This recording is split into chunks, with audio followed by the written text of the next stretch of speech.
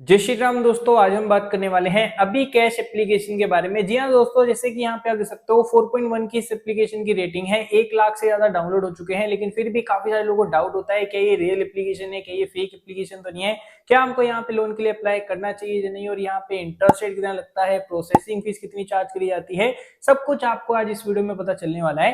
लेकिन सबसे पहले लोगों का भाई काफी डाउट है क्या ये फेक एप्लीकेशन तो नहीं है। तो देखो, ये कोई 7 डेज वाली एप्लीकेशन नहीं है, बिल्कुल आरबीआई से रजिस्टर्ड है। इनके जो एनबीएफसी पार्टनर है मैं आपको बता ही देता हूं। जैसे ही दे सकते हो, सीएनपी इन्वेस्टमेंट प्राइवेट लिमिटेड की एक कंपनी है जो इनकी एनबीएफसी पार्टनर है, जो इनके लैंडिंग पार्टनर है। तो भाई आरबीआई से रजिस्टर्ड एप्लीकेशन तो है, लेकिन आपको पता है हर एप्लीकेशन के प्रोज होते हैं, कौन होते हैं।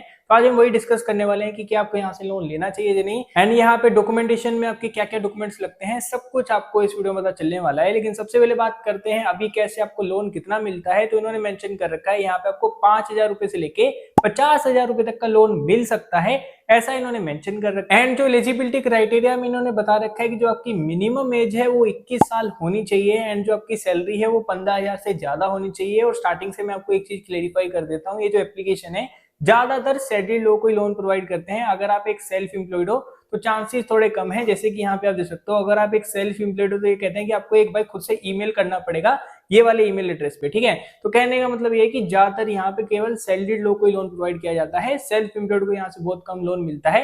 एंड साथ में आपकी एज 21 साल होनी चाहिए, और भाई साहब यहाँ पे आपकी सैलरी स्लिप भी लगती है, और डॉक्यूमेंटेशन में आपका आधार कार्ड लगता है, पैन कार्ड लगता है, और 3 महीने की यहाँ पे आपको बैंक स्टेटमेंट भरनी पड़ती है, जो लेटेस्ट होती है वो आपको अपलोड करनी पड़ती है, जो आप ऑनलाइन करा सकते हो या पीडीएफ के माध्यम से भी अपलोड कर सकते हो। अब बात करते हैं सबसे इंटरेस्टिंग पॉइंट की कि यहाँ पे इंटरेस्ट रेट कितना लगता है। तो देखो, इंटरेस्ट रेट इन्होंने मेंशन कर रखा है 0% से लेके 36% का। देखो 0% तो किसी को यहाँ पे इंटरेस्ट रेट नहीं लगेगा।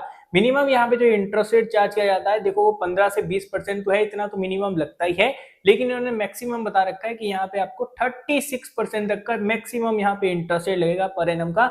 देखो डिपेंड भी करता है, अगर आपकी सिविल स्कोर अच्छी खासी है तो यहाँ पे आपको इंटरेस्ट रेट कम चार्ज किया जाएगा। लेकिन अगर आपके ऊपर मल्टीपल लोन चल रहे हैं, सिविल स्कोर कम है, तो हो सकता है यहाँ पे आपको इंटरेस्ट रेट ज्यादा देना पड़े। एंड ये बात तो इंटरेस्ट रेट की है। भाई साहब प्रोसेसिंग फीस कितनी चार्ज करी जाती है, तो उन्होंने ना भाई परसेंटेज में नहीं बता रखा, इन्होंने बता रखा है लोन के टेन्यूर के हिसाब से डिसाइड किया जाता है। जैसे देख सकते हो, जहाँ तो यहाँ पे मिनिमम 500 रुपए प्रोसेसिंग फीस लगेगी, जहाँ लगेगी 11,918 के समथिंग इतनी, ऐसा इन्होंने मेंशन कर रखा है। अब ऐसा नहीं कि अगर आपका यहाँ पे 50,000 का लोन अप्रूव होता है तो भाई 11,000 रुपए प्रोसेसिंग फीस लग जाएगी, ऐसा नहीं है, बस इन्होंने मेंशन कर रखा है। एंड जो टेन्यूर इन्होंने बता रखा है, देखो लोन का जो आपको टेन्यूर मिलने वाला है वो मिलने वाला है 2 महीने से लेके 1 साल का।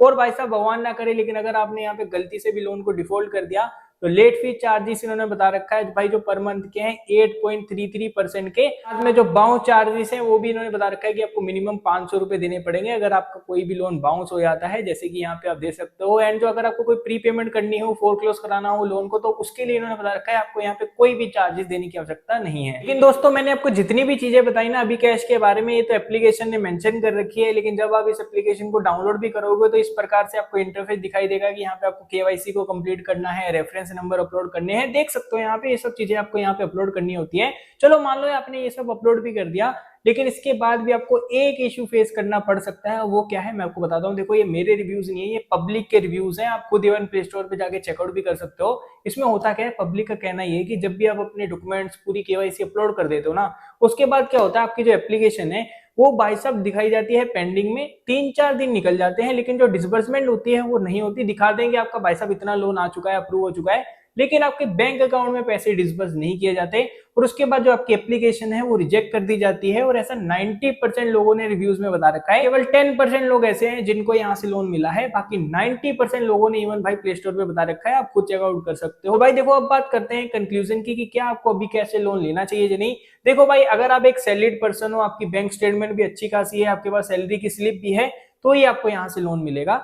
अगर आपके पास सैलरी स्लिप नहीं है तो हो सकता है यहाँ पे आपका लोन रिजेक्ट कर दिया जाए, क्योंकि यहाँ पे डॉक्यूमेंटेशन काफी ज्यादा मांगे जाते हैं। अगर कंपनी को लगता है कि इनके डॉक्यूमेंट्स पूरे सही हैं, सब कुछ सही है भाई डिटेल्स, उसके बाद ही यहाँ पे लोन अप्रूव किया जाता है, और जो कि भाई तुरंत नहीं होता, काफी समय लगता है, 3 दिन लग सकते हैं, 5 दिन लग सकते हैं। तो अगर आपको अर्जेंसी है लोन की, तो ऐसा नहीं कि आपको अभी लोन मिल जाएगा, टाइम लगेगा, तुरंत यहाँ पे लोन नहीं दिया जाता। इस चीज का आपको ध्यान रखना है। बाकी एप्लीकेशन अच्छी है, आपको यहाँ पे 3 चीजों का ध्यान रखना है अगर आपको यहाँ से लोन मिल रहा है। पहला है इंटरेस्ट रेट, दूसरा है प्रोसेसिंग फीस, एंड तीसरा है टेन्योर। अगर आपको तीनों चीजें फ्लेक्सिबल लग रही है तो आप यहाँ पे लोन को ले तो सकते हो, लेकिन वही है कि डिसबर्समेंट में यहाँ पे थोड़ी देर लग जाती है।